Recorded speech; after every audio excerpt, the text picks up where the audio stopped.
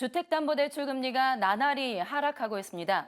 주기형 주담대 금리 하단이 이제는 2.8% 선까지 후퇴한 것으로 나타났는데요. 가계부채가 또다시 폭증할 것이라는 우려가 나오고 있습니다. 김우영 기자가 보도합니다. 시중은행들의 주담대 금리가 꾸준한 하락세를 보이고 있습니다. 오늘 기준 5대 은행의 5년 주기형 주담대 금리 하단은 2.87%를 기록했습니다. 지난달과 비교했을 때 하단이 0.06%포인트 하락한 것입니다.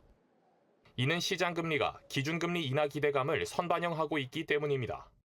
고정형 주담대 금리의 기준이 되는 은행채 5년물 AAA 평균 금리는 지난 8일 기준 연 3.392%를 기록했습니다.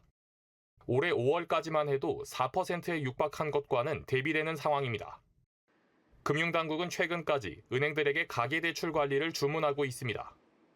이에 은행들은 가산금리를 올리며 수요 조절에 나섰지만 채권금리 하락폭이 반영되면서 결과적으로 주담대 금리는 낮아진 것으로 해석됩니다.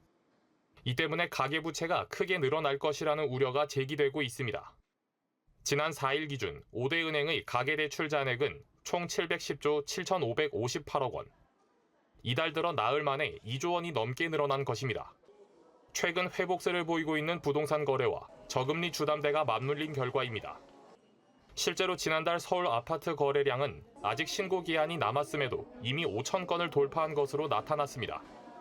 스트레스 DSR 강화가 연기된 것도 작용한 것으로 보입니다. 금융당국은 이달로 예정됐던 스트레스 DSR 2단계를 돌연 9월로 연기했습니다. 이 때문에 대출 규모 축소를 염려한 이른바 막차 대출 수요가 9월까지 이어질 것이라는 전망이 나옵니다. 은행들은 주담대 금리 하락과는 별개로 시장 상황을 면밀히 살피며 가계부채를 관리하겠다는 방침입니다. 금융채 5년물이 계속 내려가고 있어서 최근 은행권 주담대 금리가 하락하고는 있는데요. 은행권에서는 시장 상황을 면밀히 모니터링하면서 금리 및 한도 등을 조정할 것으로 앞으로 보입니다. 또 우리은행은 오는 12일부터 주기형 주담대와 전세대출에 0.1%포인트의 가산금리를 적용한다는 계획입니다.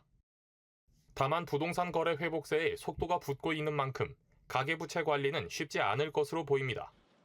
매일경제TV 김우현입니다.